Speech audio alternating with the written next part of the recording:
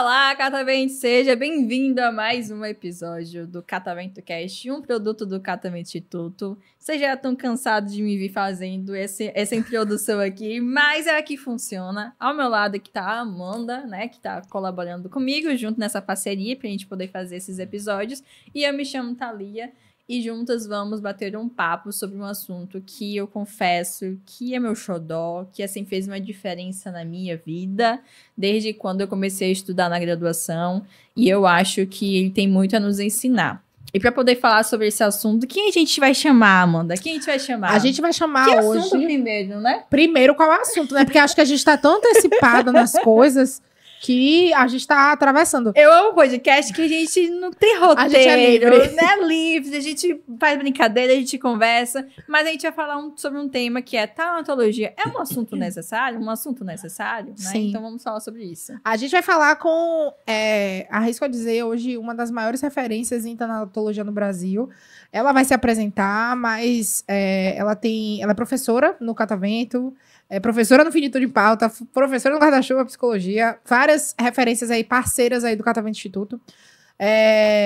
E é uma pessoa que é muito generosa na transmissão dela, inclusive nas redes sociais, e escreveu um livro que ela com certeza vai falar um pouquinho dele hoje também. Muito sensível também. Muito sensível na escrita, e eu acho que o visual que ela escolhe também me atravessa demais.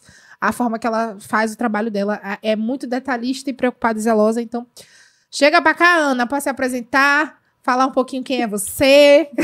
Não podia ser outra pessoa, gente, tinha que ser ela. Oi! Que honra! Conta pra gente. Tô pensando de quem eu tô falando. Quem é essa atriz? Quem é essa?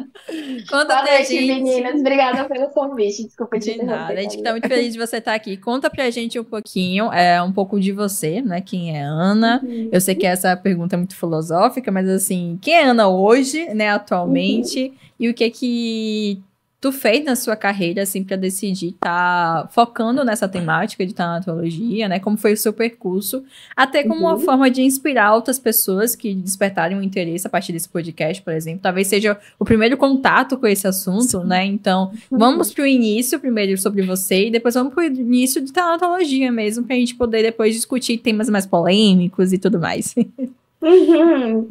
Tá, legal. Quem sou eu? É muito filosófica mesmo, né? É muito difícil depois que a gente atinge assim, um certo grau de intimidade com uma profissão, a gente não se definir por ela, né?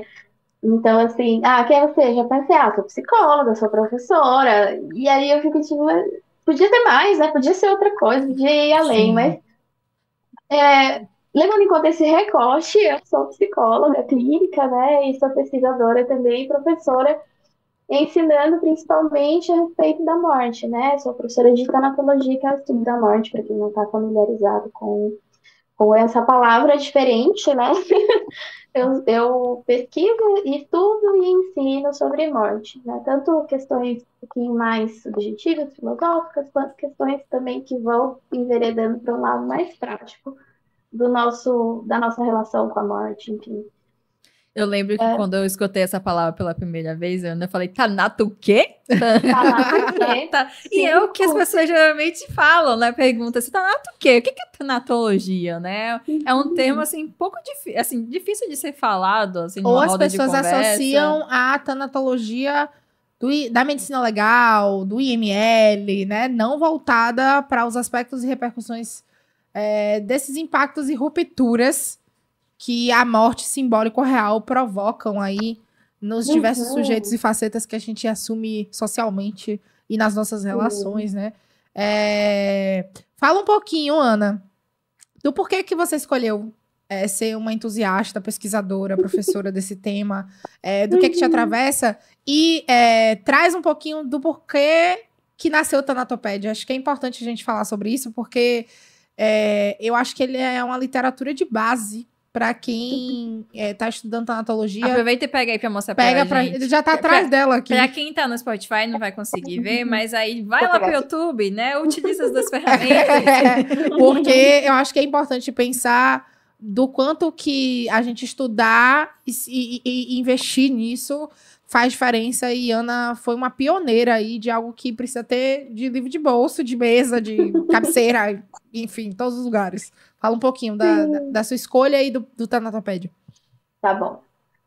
Bom, eu fui atravessada, como muitas pessoas, por muitas mortes ao longo da minha vida, desde a infância, né? Passei por algumas perdas na família, passei por processos, por exemplo, de longos adoecimentos com familiares e também com perdas repentinas e violentas, e todas elas me atravessaram de formas bem diferentes, né? E a minha trajetória de vida foi virar uma gótica, né? Então, assim, ser uma gótica em Porto Velho, Rondônia, significava andar em 2 cemitérios abandonados, assim, sabe? Sim. Mas ainda assim eu via beleza naqueles espaços. E eu tinha uma aproximação que não era de forma nenhuma um interesse teórico, né? E por conta dessas muitas mortes que foram acontecendo ao longo da minha vida, eu fui me aproximando de sem querer, né? Não foi uma escolha muito consciente, não. E terapia, né? A terapia foi me ajudando a ver que tinha mais coisa ali que eu precisava observar e me permitir entrar em contato de outras formas, inclusive. E por conta disso eu decidi prestar atenção. Mas o que mudou minha vida, na verdade, foi ter conversado com o coveiro uma primeira vez. E foi uma história muito engraçada, assim. Eu tinha recém conhecido aquele livro Confissões do Crematório, da Caitlin Sim. Doure, né? Ele tinha sido lançado no Brasil uns anos antes. E ela ia lançar o segundo livro e eu fui para o Rio de Janeiro para o lançamento, para poder acompanhar esse período. Na época eu era blogueira de livros, acreditem ou não, né? Tinha canal no YouTube, tudo mais falava de livros, mas eu ainda não tinha ainda esse trabalho e estudo com morte, né? E fui visitar um cemitério, qualquer cidade que eu for, eu vou visitar cemitérios, né? E eu fui visitar um cemitério, que era o cemitério dos ingleses lá no Rio de Janeiro, né? E eu meio que fui perseguida por um coveiro. Sim. Era um finzinho de tarde, assim, e o cemitério estava totalmente vazio, não é um cemitério que costuma ser frequentado, ele é mais museu e, enfim, patrimônio do que realmente um local que as pessoas vão muito frequente. E esse homem começou a me seguir lá dentro, eu estava sozinha, ele já tinha me falado que era um bairro meio barra pesada e tudo mais. Sim. E eu comecei a ficar com muito medo dele, né? E aí ele me alcançou e me disse que ele, ô moça, eu tô fechando o cemitério, né? E aí Tá na hora de ir, querida. exato. E aí eu falei, você vai fechar o cemitério? Sim, eu trabalho aqui, eu sou coveiro. Ah, tá, você fica comigo esperando um Uber, né? Porque o bairro aqui é meio estranho. E a gente começou a conversar, e aí eu comecei, tipo, sem saber que aquilo era entrevista, né? Eu fui fazendo um monte de perguntas. Como que ele tinha ido parar ali? Como que ele tinha escolhido ser coveiro, sabe?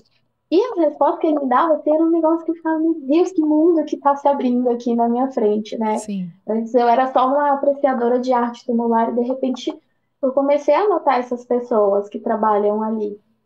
E esse, inclusive, foi meu tema de pesquisa no mestrado, né? Foi entrevistar trabalhadores do sistema funerário, porque eu sinto que existe um saber ali que a gente não se atreve muito a querer acessar, né? Sim. E a gente pode aprender muito com essas pessoas, sabe? Então, a partir dali, o negócio se intensificou, foi uma loucura. Então, talvez ali de 2018 até aqui, eu entrei de cabeça nessa temática, né? E a Tanatopédia é o fruto da minha pesquisa de mestrado, porque enquanto eu estava construindo a pesquisa, eu fui montando um glossário à parte, porque como a própria palavra tanatologia, nem todo mundo sabe o que é, né? Existiam muitas outras que eu precisaria definir dentro da dissertação, aí fui montando o glossário à parte, e ficou muito interessante, né? Sim. Eu lembro que eu compartilhava esse processo nas redes sociais de construção da dissertação. Na época eu não tinha perfil profissional nem nada disso, e uma menina me seguia, né? E daí ela falou, meu, por que você faz um livro? Aí eu, porque eu não sei nem para onde vai. Ela, eu sou editora, bora, bora. E assim a gente começou a conversar e tudo mais, e ela virou editora do meu livro, Luana, Maravilhosa. maravilhosa. Sim, e assim, essa é a história. Fez isso acontecer, né? Engraçado você falando Sim. isso, eu trabalho com pacientes renais e eu, ano passado, recebi um paciente que era coveiro. E aí quando eu fui fazer a avaliação psicológica, né, inicial ali do hospital, eu fui perguntar pra ele, né, como é que tava o emocional dele com relação a estar ali, doente, e naquela questão ali de como é que tava pra ele. E ele trouxe assim, minha filha, eu tô vivo, tô respirando. O que eu mais sinto falta, por incrível que pareça, é de cavar terra. É tão bom. Eu chego em casa, eu durmo igual uma pedra. Porque eu fico tão cansado. E eu conheço tanta gente. E eu vejo tanta gente doida. Que tá com a vida muito pior do que eu. Que isso aqui é um barato. Ele fez assim, isso aqui viver é um barato. Porque daqui a pouco sou eu que tô lá de baixo. Alguém vai estar cavando pra mim. Dormindo igual uma pedra depois. Ele trouxe assim, tão racional. Mas tão poético. Tudo aquilo pra mim. Que eu fiquei assim... Realmente, são pessoas que são invisibilizadas ali socialmente, né? E isso entra nas perspectivas do porquê que a gente não quer falar sobre a morte. Por que a gente não quer falar sobre isso que se escancara de que as pessoas falam que é um tabu, né? Que o sexo deixou de ocupar esse lugar, mas arrisco a dizer que não sinto como se fosse um tabu propriamente dito. Eu acho que as pessoas não querem falar daquilo que não é rentável ou que pode ser vendido. Porque a gente vê cada vez mais programas sensacionalistas lucrando com diversas notícias. A gente vê podcasts ou canais de investigação criminal falando de crimes horrorosos. A indústria do terror vive aí se movimentando. Então, não acho que é um tabu.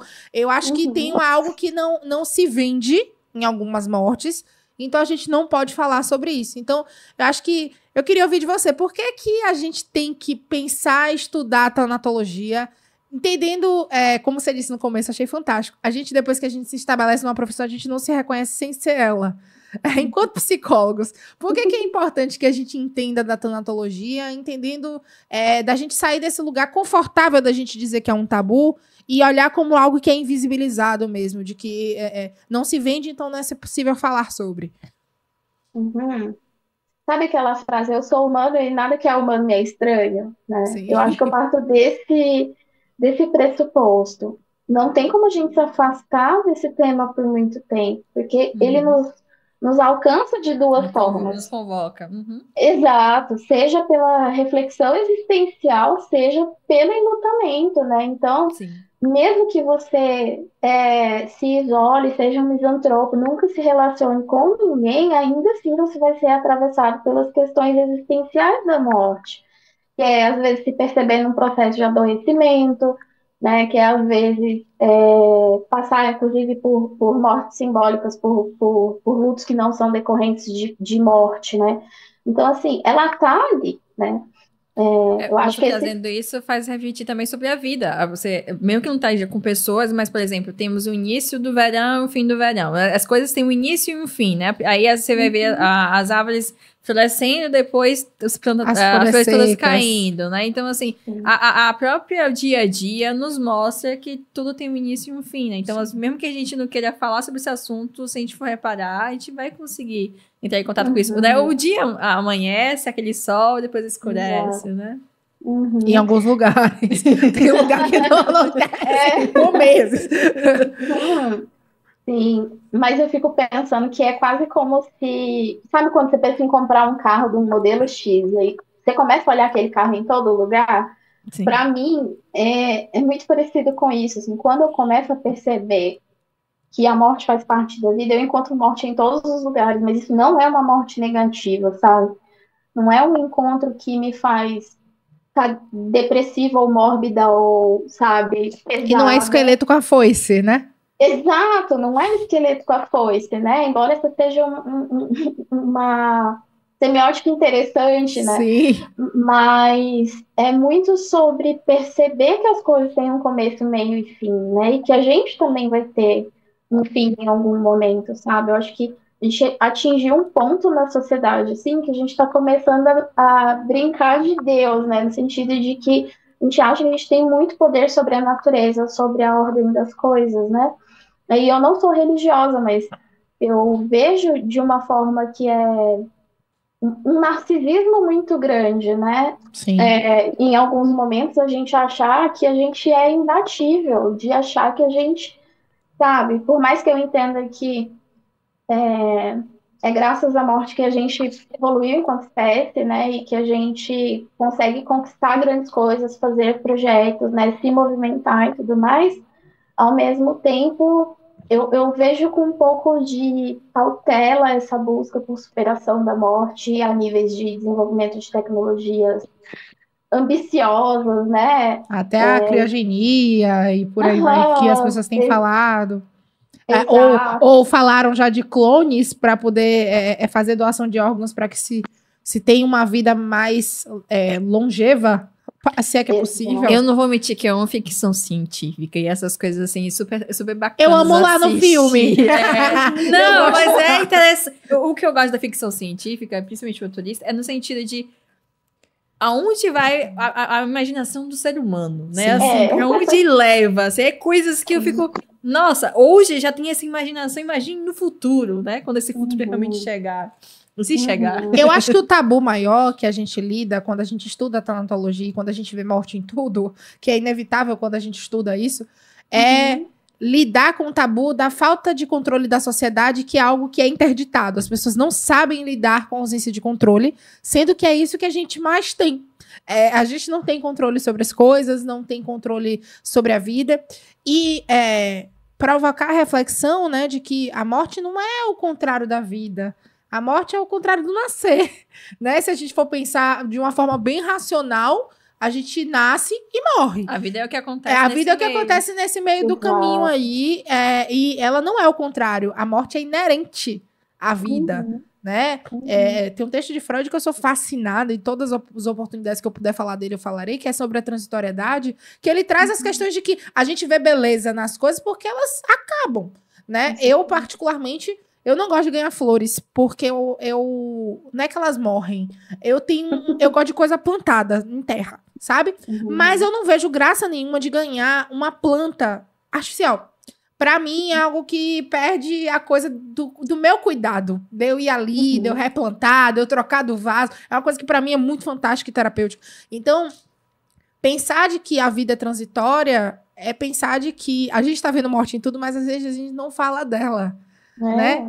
E aí, Ana, eu queria saber, assim, nos seus estudos, eu sei que você estava estudando pessoas que trabalham diretamente com a morte, e aí é algo que é muito mais... É um lugar muito mais confortável pra gente, assim, eu acho, estar nesse lugar de pessoas que trabalham com a morte, propriamente dito. Você percebe que há uma dessensibilização dessas pessoas com relação a esses processos, assim... Algo de que, por exemplo, saindo só da questão dos cemitérios, algo que você percebe na sua clínica, enfim. Há uma desensibilização, por exemplo, de profissionais de saúde, de pessoas que lidam ali com funerárias, sabe assim, algo que chega do que a gente escuta dessas famílias, do que a gente escuta do paciente, do que a gente escuta ali. Você percebe que há uma desensibilização e o quanto que ela é danosa para aqueles que sofrem, né? Porque há diversas perspectivas culturais sobre a morte e também espirituais, né? Morreu, acabou, morreu, foi para um... Tá dormindo? Melhor? Não, esqueci o nome do limbo lá que fica entre céu e inferno. Então, as pessoas... Alguma coisa. Isso, purgatório. As pessoas pensam de várias questões ali possíveis sobre a morte. E isso há uma construção que ela deve ser validada, mas você percebe que essa desensibilização, e se ela existe, ela gera algum impacto, algo que a gente possa fazer? Dentro do que eu entrevistei de profissionais, o meu recorte foi muito profissionais que estão na linha de contato com o corpo morto. Esse foi o meu recorte. Tinha que trabalhar com o corpo morto. Então, por exemplo, eu não tive contato com, por exemplo, secretária de funerária ou donos de cemitério, crematório, funerária. Eu pesquisei os trabalhadores mesmo que lidam com o corpo diariamente. Eu percebi mecanismos de enfrentamento e de adaptação ao trabalho cotidiano com esse tema. Então, um levantamento que eu fiz de pesquisas similares me mostrou que, por exemplo, profissionais que trabalham no IML, eles têm um mecanismo de despersonalização. Mas por quê, né? O contato com o corpo, no caso deles, geralmente envolve mortes violentas. Sim. Né? Então, tratar um corpo, como, né, um pedaço de alguma Uma coisa, matéria. como carne, Objeto de uma trabalho, matéria. objeto de Exato. estudo. Há um Despersonalizar ajuda a distanciamento, né? lidar. Exato. Uhum. E aí, no caso dos coveiros, por exemplo, eles se sentiam quase como que numa obrigação, num trabalho sagrado, né? Um trabalho de contribuição, tanto para a sociedade quanto para com aquele indivíduo que estava ali fazendo a passagem, Sim. digamos assim, né? Então, um dos coveiros que eu entrevistei, por exemplo, era católico, bem de seguir as coisas ali. Como que é? Praticante. Não é nem praticante, ele era tipo, não é monge, né? Monge budista, enfim, mas o Sim. equivalente a um monge católico, digamos assim, que me Sim. fugiu a palavra agora. Padre. Não era padre, tipo um Mas seminarista. tem uns estudos para se tornar padre, então a pessoa faz aquele Isso. percurso anterior a isso. Sim. Isso, era tipo assim, né? E ele tinha sido nascido e criado dentro de um cemitério. O avô dele era coveiro, ele aprendeu a ser coveiro com o avô. Então ele aprendeu ali com o contato com o avô e tinha toda uma questão da sacralidade do ofício, né? Então, o que cada um lida com a morte de uma forma muito individual, mesmo fazendo o mesmo trabalho, isso foi o que eu consegui tirar da minha pesquisa e dos levantamentos que eu fiz, mas tipo, alguns trabalhos vêm como mais sagrado, sabe? Algumas ocupações dão isso se torna identidade da pessoa, como você mesmo compartilhou do cover que você atendeu, né? Então, assim, se torna identidade da pessoa e elas têm que lidar com preconceitos, elas têm que lidar com o fato de ser um trabalho visto como sujo, né? Mas ainda assim, as recompensas de fazer esse tipo de trabalho superam as dificuldades, né? Sim. Então, isso agrega um valor ao ofício que é muito interessante, assim, e ajuda também de forma a lidar com isso cotidianamente, né?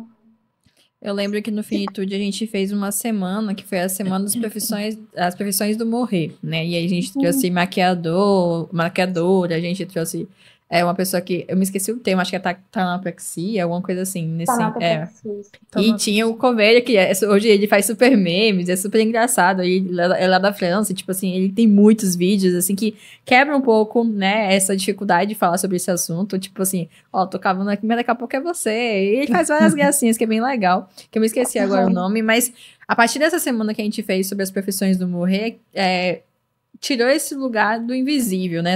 Pra quem tava assistindo, né? Olha, essas pessoas existem e elas que fazem as coisas acontecerem pra depois você ver aquele processo lá, né? Do enterro, de arrumado, maquiado, né? Assim, mais apresentável para a sociedade, porque talvez se fosse de outra forma seria mais difícil de ver, né? Então, assim, é legal a gente pensar nesses profissionais também, porque há processo de sofrimento. Ele tá vendo ali uma família inteira chorosa, uma família inteira em sofrimento. Eles estão vendo ali.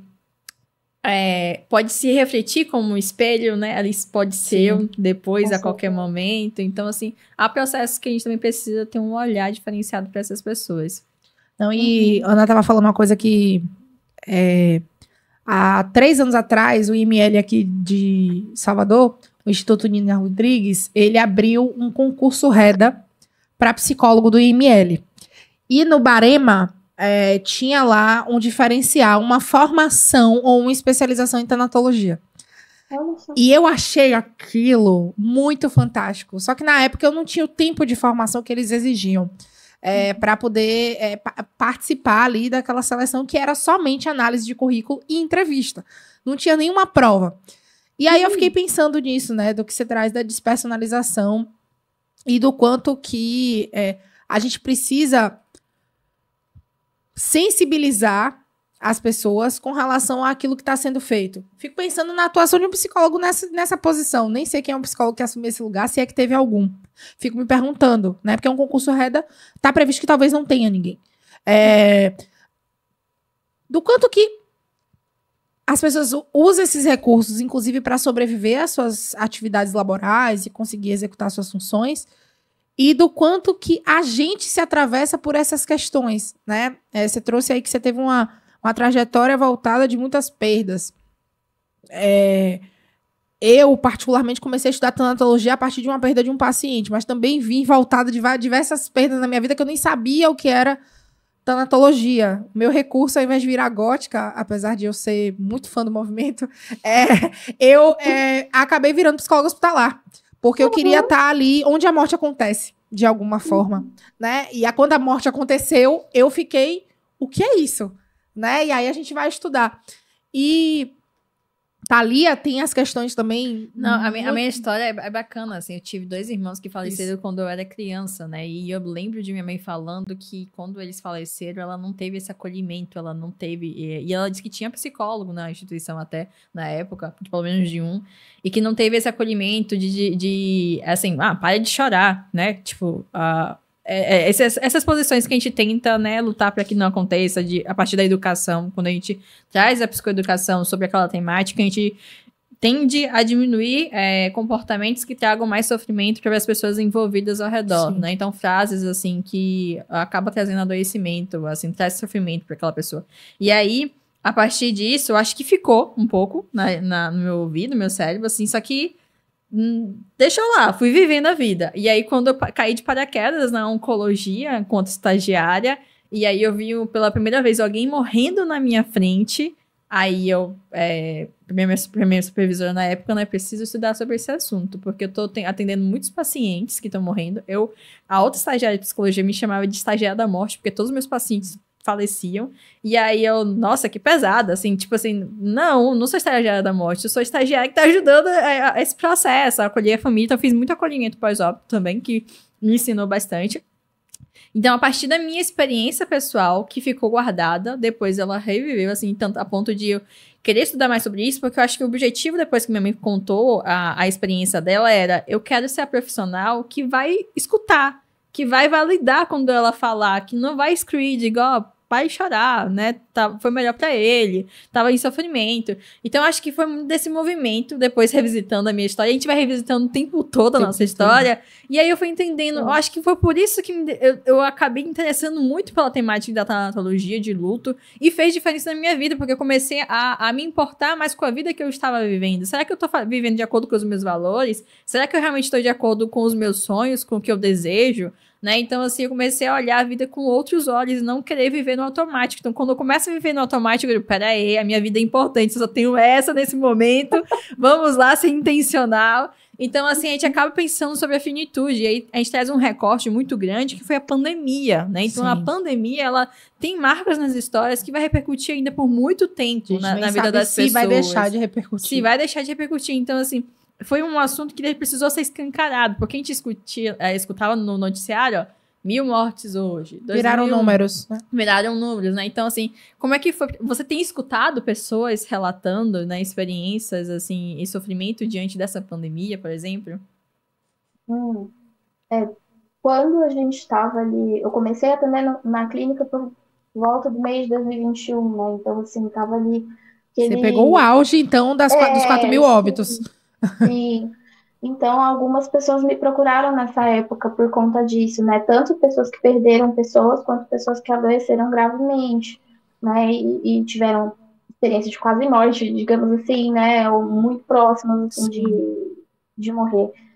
E é uma coisa que me interessa muito, principalmente entender, porque a gente escutava muitas pessoas dizendo, principalmente nós mesmos, assim, sabe? Quem tem um pouco mais de intimidade com isso, a gente fala assim, por exemplo, ter os rituais fúnebres interrompidos nesse momento vai ter repercussões.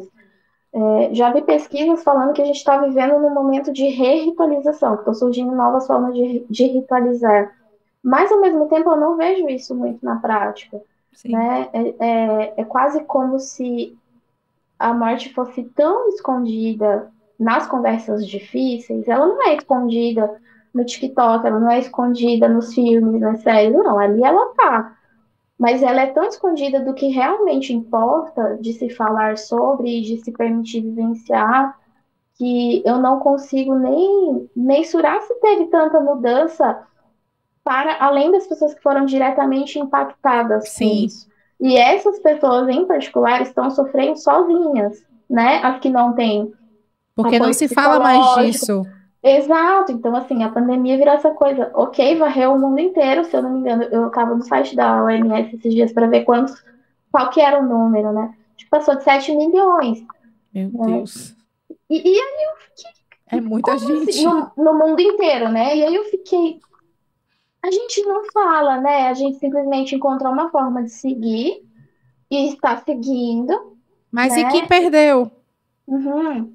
Eu vi alguns movimentos, assim, de fazer memoriais e tudo mais, né? Eu acho que é uma forma de ritualizar, né? Mas não é todo mundo que tem acesso, não é todo mundo que participa, não é todo mundo que conhece esse tipo de movimento. Sim. Diferente de quando aconteceu o, o, o atentado nos Estados Unidos das Torres Gêmeas, que eles fizeram um Um monumento ali, é tipo assim, monumento. não vamos esquecer que isso aconteceu, mas parece que a pandemia, de certa forma, a gente está, tipo, não vamos, Passou coletivamente dizendo, batido. né?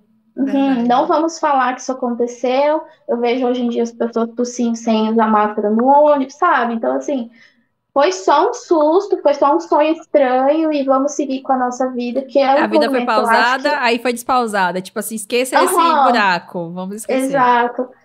Quais são as lições que isso tudo nos ensina coletivamente, né? Eu tenho um pouco de dificuldade de acessar isso, assim. Sim, é verdade. E isso me lembrou um caso de uma paciente que eu tô acompanhando, que ela acabou de perder a visão. E aí ela perdeu duas filhas em 2021. Uma com 49, outra com 52 anos, ela tem 74. E ela traz o seguinte: uma filha morreu de câncer, e aí ela disse que isso pra ela não doeu, porque ela disse: Amanda, eu não sabia que era possível uma mãe perder um filho, porque até a gente não tem nem nome pra isso, né? De uma mãe que perde um filho. Mas o que mais machucou ela foi que a filha que levava ela no banco, que levava ela no médico, morreu de Covid. Uhum. Jovem, sem nenhuma comorbidade. E aí ela disse: Amanda, eu só vim sentir essa morte agora que eu perdi a visão. E aí, quando eu vou escutar ela atrás, agora que eu preciso dela, porque antes ela era minha companhia. Agora que eu preciso dela, eu tô percebendo que ela não tá mais aqui. E quando eu deixo de enxergar, só vem a imagem dela na minha frente. Só vem a imagem dessa minha filha. E aí é pensar nessa repercussão que às vezes é muito tardia, porque não é autorizada de que se sinta essa morte, porque tem que continuar vivendo e sua filha morreu, mas você tem que se cuidar, porque você é idosa e você não pode sair. Então, tudo isso vem repercutindo todos esses aspectos. E aí eu queria ouvir de você, né? Ana tá com um curso aberto que falar de morte como se importa. Né? Por que importa a gente falar disso, assim? O que é que você tem, assim, para dizer? Pensando na perspectiva do público leigo mesmo, de quem não estuda tanatologia. Por que importa a gente falar de morte? Por que é importante? Porque é realmente um estudo necessário. Por que é necessário? Por que a gente precisa ter esses espaços, construir processos formativos, eu amo que em alguns lugares fazem assim, café com a morte, eu acho aquilo tão fantástico. Eu acho o máximo. Eu acho o máximo, porque assim, há a leveza do cafezinho, né? Mas há a importância e a complexidade de algo que é muito profundo, mas que as pessoas tratam como algo ruim, como a estagiária da morte, né? Então as pessoas, ou senão, até o próprio movimento gótico, que você faz parte, as pessoas olham com um olhar pejorativo mesmo, né? De que as pessoas que lidam com cemitérios e que só usam... Essa pessoa é muito mórbida. Adora a morte. Né? Adora a morte, é satanista. As pessoas começam a criar diversas questões aí possíveis. Então, é algo que eu tenho uma mãe historiadora e muito provocada nessas questões de morte. Ela sempre diz, morre e fica tudo aí. Então, você aproveita enquanto tá viva. Né? Ela sempre traz isso pra mim, enquanto Thalia falava do que se deixa, do que se vai. Só lembrei de minha mãe. Morre e fica tudo aí. Né? Então, por que importa? Por que é importante a gente estudar? Por que é urgente que a gente estude? Por que é urgente que a gente pense e reflita sobre isso? Tanto pensando na perspectiva de quem tem acesso, quem não tem acesso, para as pessoas se provocarem, refletindo e entendendo que isso aqui é um espaço de um canal aberto, né? Para pessoas que se interessam por psicologia, ou curiosos, ou entusiastas da área, enfim. Mas também depois trago o gancho pro psicólogo, né? Sim. Já Tá pensando a bom. importância. Sim. Com certeza. Eu poderia entrar aqui num papo filosófico de horas, mas eu vou trazer só um dado para vocês. Que é assim, para mim é estarrecedor. Eu não sei quem recebe isso, né? Em São Paulo aconteceu uma concessão dos cemitérios, 20 cemitérios, se eu não me engano, 21 cemitérios para iniciativa privada. Sim. Esse processo de concessão significa que essas empresas vão gerenciar e cuidar dos cemitérios, certo? É uma transação multimilionária, acho que envolveu coisa de 500, 600 milhões de reais. E o que acontecia? Os cemitérios de São Paulo foram criados para o serviço funerário, no caso, né, de São Paulo, ele foi criado para ser um serviço acessível, né, respondendo historicamente a alguns movimentos que estavam acontecendo ali, em que as pessoas não tinham recurso para enterrar os mortos, em momentos, às vezes, de epidemias, né, de gripes, enfim. Depois dessa concessão, os enterros que custavam coisa de R$ 400, R$ 200, não vou lembrar exatamente, mas era menos de R$ 500, houve um aumento de 400% no valor, em coisa de um 5 ano. mil pra cima, né? Hoje é por volta de 5 mil, assim. E Morrer tá aí, caro. morrer sempre foi caro, Mas né? agora A gente sempre tá sem teve... saídas. Exato. A morte sempre teve uma relação muito estreita com a economia, né? No período vitoriano tinha muito um jogo ali de moda, de personalização, de túmulo e tudo mais. Então sempre custou dinheiro. No próprio Egito Antigo tinha, né? A questão, os faraós eram mumificados, os pobres coitados ficavam lascados para lá. Mas considerando, né, o momento que a gente vive hoje, a própria origem do sistema funerário de São Paulo, por exemplo, é um absurdo que tenha havido esse valor, né? E aí, as pessoas não têm conhecimento disso. E aí, quando que elas vão ter conhecimento? No momento da dor. No momento que elas precisam. E aí, quando elas precisam acionar, elas têm que fazer vaquinha, elas têm que acionar um monte de parente para poder levantar esse dinheiro. E aí entra o que eu acho mais absurdo no meio disso tudo, é que existe, por exemplo, o funeral social, que seria um funeral mais barato para pessoas de baixa renda. Mas o funeral social não dá direito a velório. Meu Deus. Então é só o enterro. E aí você paga um valor por um serviço que se chama funeral e você não tem funeral nenhum, né? Exato. Então, por que importa falar de morte? Porque a gente vai precisar falar sobre isso em algum momento da nossa vida. É impossível escapar. É impossível, né? E essas questões nos atravessam de muitas formas, né? Inclusive no próprio bolso. Inclusive, por exemplo, de você poder se despedir adequadamente do seu ente querido ou não, dependendo de você ter dinheiro ou não, Sim. né? E aí, se você não tem o dinheiro, você pode acessar o CRAS, né? Assistência social e tudo mais, mas se você não conseguir pagar, seu CPF é negativado, você fica inadimplente, e o pior, você pode não pedir o serviço novamente. Então, se outra pessoa morrer na sua família e você não pagou o enterro da anterior, você não pode acessar esse serviço, né? De acordo com a legislação. Então, percebam, né, que eles estão A aumentando o discrepância serviço. social. Exato. Porque, por exemplo, a minha família tem um mausoléu. Então eu tenho meu lugar garantido na terra. Mas, e as pessoas que morrem, vai pra onde, gente? Faz o que com o corpo? Vira nada. Por isso que eu acho que é importante conversar sobre planos funerários também, né? Assim, já tem alguns que você divide em família, 10 pessoas, fica R$ 7 por mês. A Nubank tem um plano de vida, né? Que aí Seguro você... de vida. Seguro de vida. E aí você... Ele tem cobertura de Ele funeral. tem cobertura de 5 mil, se eu não me engano. Mas aí e tem eu sou contra.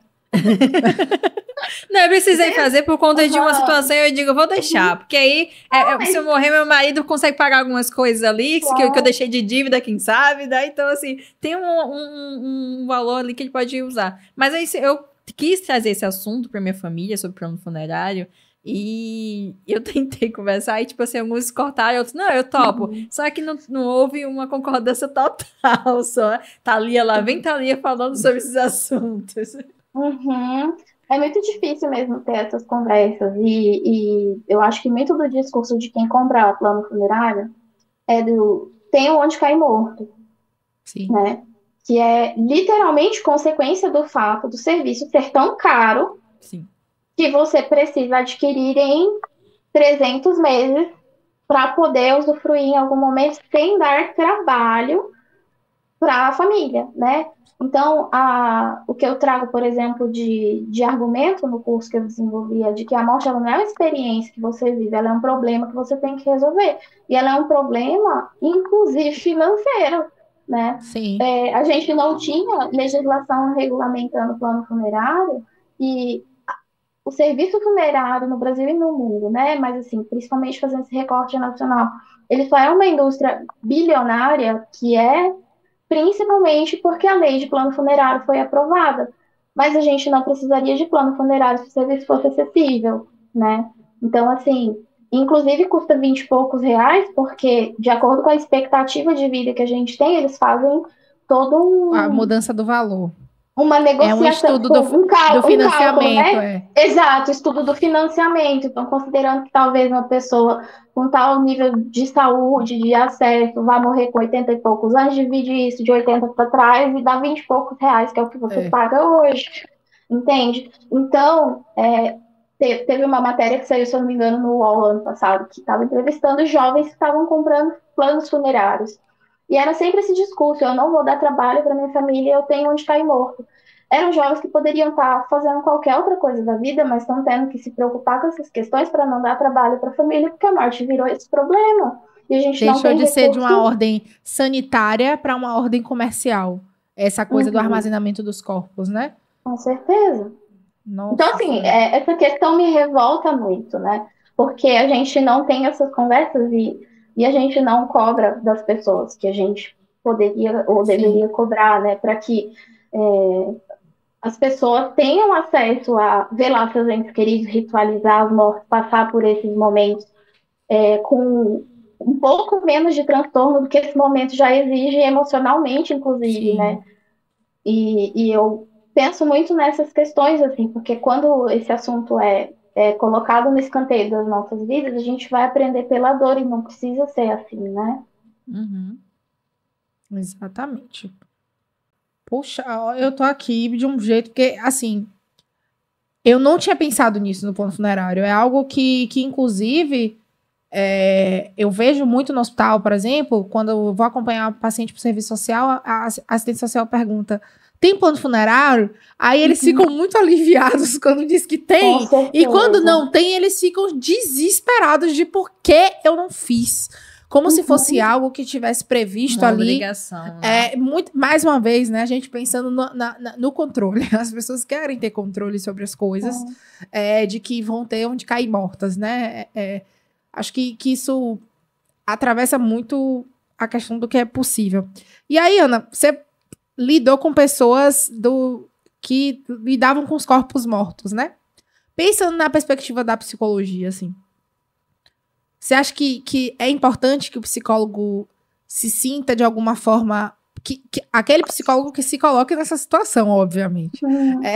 Preparado para estar ali com um corpo morto. Digo isso porque... Enfim, né? Já perdi as contas de quantas vezes fiz acolhimento familiar em necrotério. As pessoas falam, o corpo tá na pedra, ou a gente vai abrir um saco, né? Dessas coisas todas que atravessam e que, assim, eu particularmente não me incomodo. As pessoas têm uma visão da morte muito maquiada. Ninguém sabe que um corpo hospitalizado, antes dele ir para a funerária para fazer o preparamento, ele muda muito. É um corpo que incha, né? Um corpo que tem uma rigidez cadavérica. Um corpo fica duro, né? Então, são coisas ali que a gente vai lidando. Você entende que é importante, assim, um psicólogo, ele que se debruça para atuar nessa área, ele esteja minimamente preparado, ou como seria esse preparamento para lidar com um corpo morto ali, diante dessa cena que a gente vai atendendo, principalmente no contexto hospitalar, que é a maior parte do público que nos escuta aqui. fiquei pensando como que seria um curso que envolvesse essas questões práticas de acompanhamento, né? Eu acho que por mais... Talvez isso volte na ideia do controle também, né? Isso volte, inclusive, de tipo, eu vou me preparar e vou olhar uma pessoa morta para quando acontecer de novo, eu me chocar menos, Sim. né? Se é que isso é possível. Exato, é essa reflexão que eu fiquei fazendo agora enquanto eu te ouvia. Será que isso é possível, né? Porque a morte acontece de formas muito diversas. Cada morte né? Vocês com certeza têm muito mais repertório para falar sobre isso do que eu, porque o meu conhecimento não é tão, né? Mão na Prático. massa, digamos assim, quanto o de vocês, né? Mas eu acho que, sabe que eu não sei. Talvez eu não tenha lugar de fala para falar, porque eu não sou Sim. psicóloga hospitalar, né? Eu acho que é uma ilusão a gente achar que vai estar preparado para essas situações. Tipo assim, a gente vai estar preparado tecnicamente e saber até acolher o paciente ali e a família, né, diante dessas situações, até a equipe encaminhar, orientar e tal. Mas, como você trouxe, cada morte é única, então, assim, cada experiência vai ser única também. Então, eu acho engraçado que quando se trata de estar ali enquanto psicóloga, que trabalha com finitude, que trabalha com aspectos, né, do morrer, é diferente de estar ali enquanto pessoa. Por mais que eu trabalhe isso diariamente, né, assim, de como eu lido e tudo mais, mas quando vai pro meu pessoal, eu acho que eu não sei o que fazer, não. Tipo assim, eu digo, eu não sou psicóloga, eu não preciso ter um semblante enquanto profissional e técnica ali, né? Eu sou humana na minha essência, né? Então, eu tenho dificuldade, não é que eu não sei o que dizer, o que não dizer, o que fazer, o que não fazer. É só que, peraí, agora é comigo. Deixa eu respirar, deixa eu sentir Mas aqui. é bom fazer essa separação, porque a gente não tem que dar conta de tudo, né? De todas as coisas. Mas, pensando em mim, Ana, por que eu te perguntei isso? Porque é algo que eu me pergunto. Será que tem como a gente se preparar? E é algo que eu falo isso nas minhas aulas, né? Eu digo assim, você se sente preparado para lidar com a morte? E as pessoas ficam, me sinto preparado. Tô me preparando. Eu tô me preparando. E eu fico assim, gente, no dia que vocês souberem essa receita de bolo, me contem. Porque eu acho que é impossível a gente estar preparado para alguma coisa. Já perdi as contas de quantos corpos eu já estive em processo, principalmente na pandemia, em reconhecimento de corpos, que foi algo que eu vivi. Mas é curioso para mim de como cada corpo me atravessava de uma forma diferente. Entendendo de que às vezes era um corpo jovem e me atravessava de outra forma, ou era um corpo idoso e eu pensava, que história que tem isso aqui? Às vezes uma cicatriz que tem naquele corpo. O que foi isso? Aí eu olho pra minha cicatriz no joelho de quando eu fui aprender a andar de bicicleta. São coisas que eu fico pensando do quanto que aquilo me atravessa. E aí, nessa sua pergunta de se é que isso é possível, né?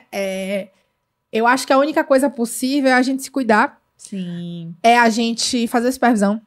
É a gente estudar o máximo que puder. É a gente fazer uma formação, vem aí. A gente fazer uma formação.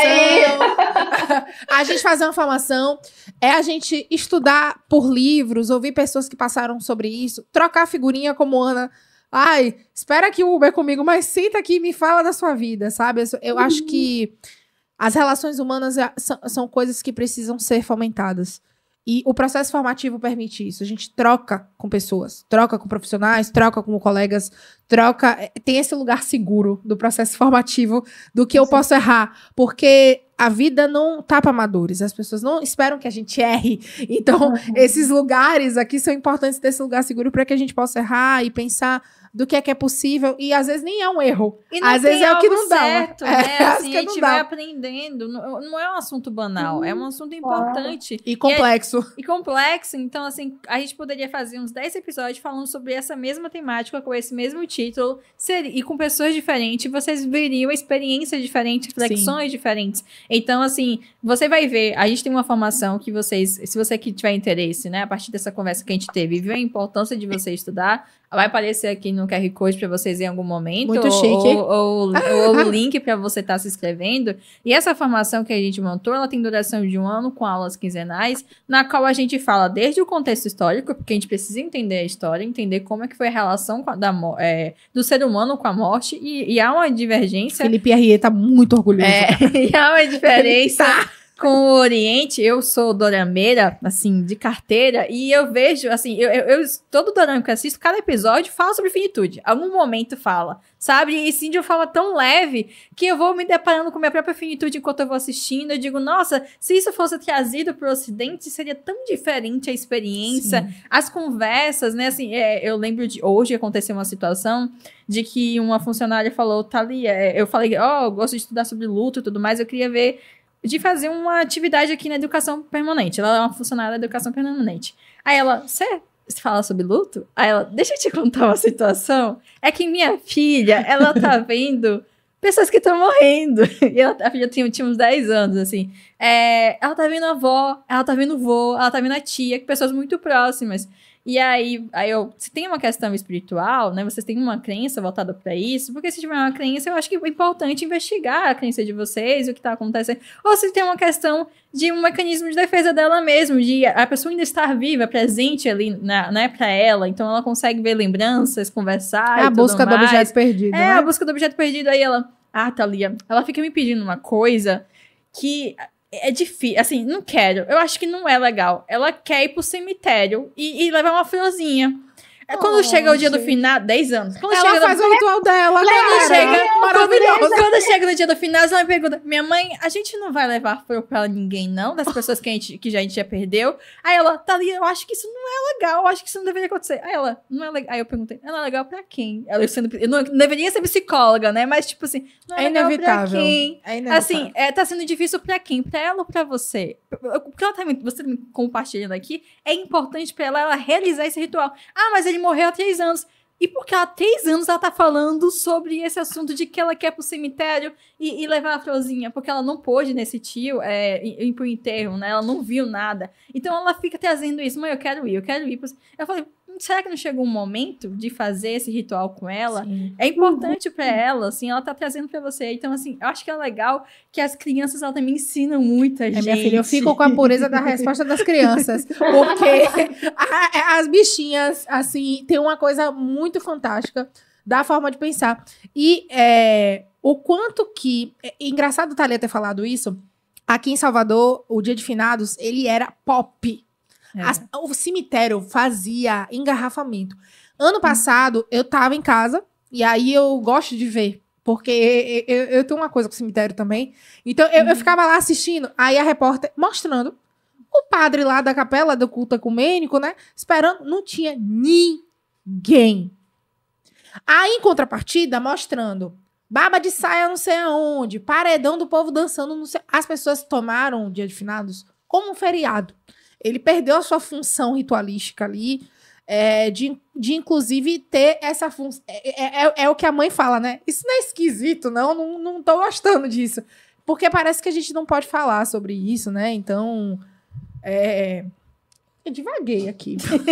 Eu divaguei. Não, mas eu tô atravessada com essa menina, eu já quero conhecer ela. Não, eu achei genial. Tipo assim, eu falei, nossa, vamos, aprenda com ela. Eu acho que ela quer te ensinar alguma coisa, né? Aprenda com ela. Tá sendo difícil pra você, mas pra ela não. Mas a Aninha tá chorosa. Quando a gente perde alguém, a gente chora em alguns momentos ainda, né? Assim, vai chegar um momento que seja saudade, sim, mas talvez pra ela ainda, por não ter ritualizado, tá muito presente, né? Aí foi uma conversa de bate-papo, não queria fazer intervenção nenhuma, mas acabei fazendo ali, né? Não tem como a gente não faz. Mas pra finalizar, Ana, quer deixar algum recado pra gente? Quer fazer algum jabá?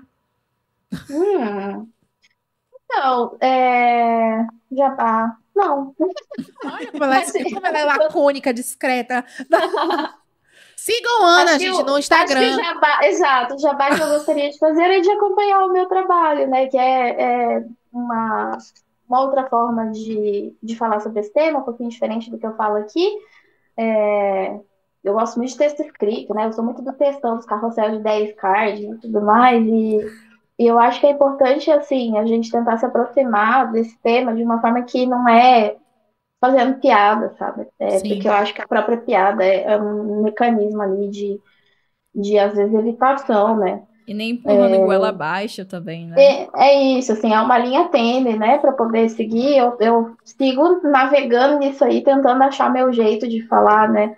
Mas Eu só quero agradecer o convite, eu achei o bate-papo muito maravilhoso, assim, é muito gostoso, muito diferente desse tipo de coisa mais natural, sem roteiro, Sim, né? sim.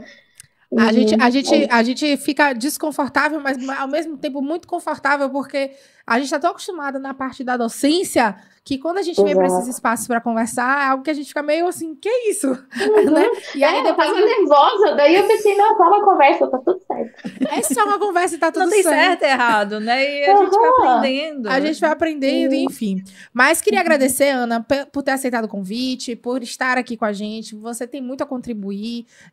Eu Vocês sou também. fã de carteirinha de Ana de forma muito pessoal, ela sabe disso.